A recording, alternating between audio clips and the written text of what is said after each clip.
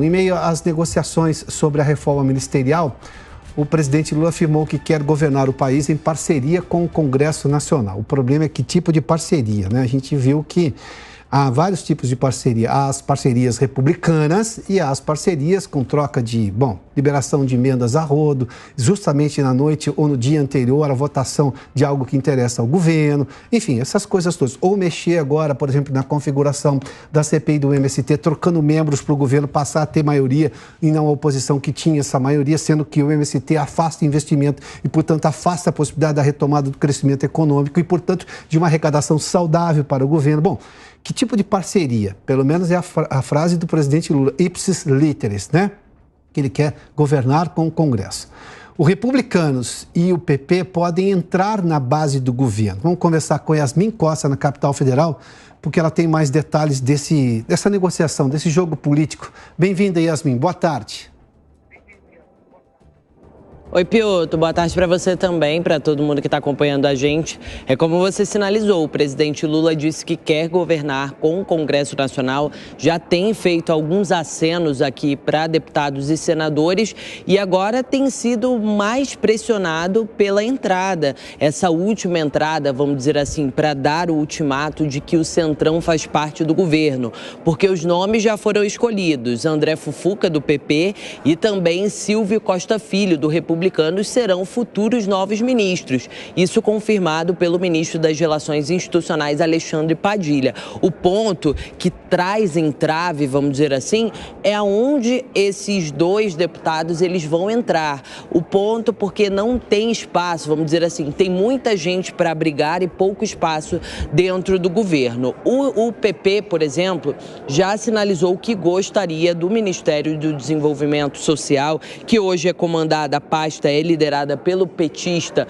Wellington Dias, mas dentro do governo, dentro do próprio PT, internamente, eles avaliam que essa é uma pasta que tem um grande ganho político e muito possivelmente não querem deixar isso para um partido do Centrão.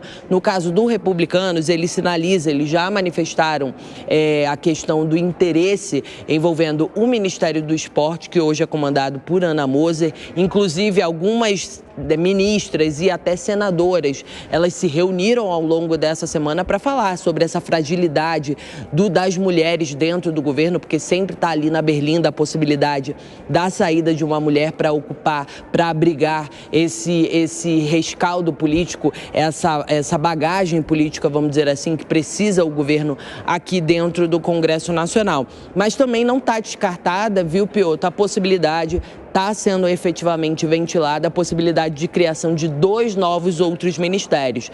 Quais seriam esses? A questão do desmembramento do Ministério de Portos e Aeroportos, virariam 2, e também a recriação do Ministério de Micro e Pequenas Empresas. Com isso, o governo vai ter não só 37, passa para 39 ministérios, se isso for efetivamente confirmada, a criação de 2 novos ministérios. Vale lembrar, no governo do ex-presidente Jair Bolsonaro, no final do ano passado, o governo atual recebeu a esplanada dos ministérios com 22 ministérios, já criou 37 e não descarta essa possibilidade de criação de mais 2 para conseguir incluir todo mundo do Centrão. Para finalizar, antes de te entregar, Piotr, apesar do Centrão estar fazendo essa força, os cacifes ali do Centrão estão fazendo força agora com PP e Republicanos para entrar dentro do governo, esses partidos que vão, já está sinalizado, já está decretado que vão entrar, internamente eles não estão muito unânimes com relação ao apoio que vão dar ao Palácio do Planalto. Digo isso porque, oficialmente, nenhum parlamentar disse que vai deixar, por exemplo, PP e Republicanos, mas já tem umas sinalizações de bastidor de insatisfação. Do exemplo, Republicanos tem o senador Hamilton Mourão, o tenente-coronel Zuco, deputado federal, que são do Republicano, senador Cleitinho, além do próprio governador do estado de São Paulo, Tarcísio Gomes de Freitas, que são oposição ao governo e não estão muito satisfeitos com essa possibilidade do Republicanos entrar no governo. Vale lembrar que até o próprio presidente do Republicanos disse lá atrás que o partido não entraria na base do governo, mas agora a gente vê que essa fala dele lá atrás não condiz efetivamente com a realidade que se põe, os fatos que se põem agora. Como eu disse, não tem nenhuma oficialização, até porque cargos de deputados, vereadores, no caso de questão proporcional, votos proporcionais, precisa respeitar aquela janela partidária. Já aqueles que foram eleitos majoritariamente, que é o caso de senador, governador, eles podem deixar sim os cargos sem perder o mandato, porque é uma tese ali do TSE que o mandato pertence ao partido e não ao candidato que ganhou, mas no caso isso de eleições proporcionais, não as majoritárias. Fato é, nas próximas semanas, essa questão envolvendo o Centrão e a entrada do governo deve ganhar novos capítulos. O último capítulo também, né, Piotr, é a questão envolvendo o presidente da Câmara dos Deputados, Arthur Lira, que sinalizou que nos bastidores a negociação segue firme porque ele conseguiu derrubar a vinda de Rui Costa aqui na CPI do MST. Volto com você. Muito obrigado, Yasmin Costa, que trouxe um cenário político do momento com tudo isso que está acontecendo. Eu vou pegar só o dado da possibilidade de aumento de ministérios. Já são 37, como Yasmin nos contou. Podem ir a 39. Parece que o governo Lula está fazendo a esplanada dos ministérios como se fosse um disco. Bom, você que é muito jovem talvez não saiba como era um disco.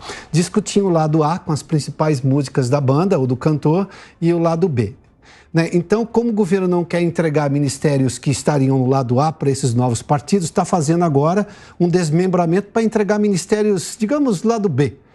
Então, vai ter a esplanada do lado A e a esplanada do lado B. Nenhum político quer estar no lado B. E a gente já vê que, propriamente, dentro desses partidos, já há reações, porque lá atrás não foi esse o Congresso que saiu. A vontade do eleitor não era votar num partido que fosse exatamente aliado do governo Lula. E daí tem essa negociação política, digamos que se imagina, acima do bem e do mal, mas precisa combinar com o eleitor. Aliás, nesse caso, precisa combinar com os próprios eleitos, seja no Senado, nos governos estaduais ou mesmo na Câmara.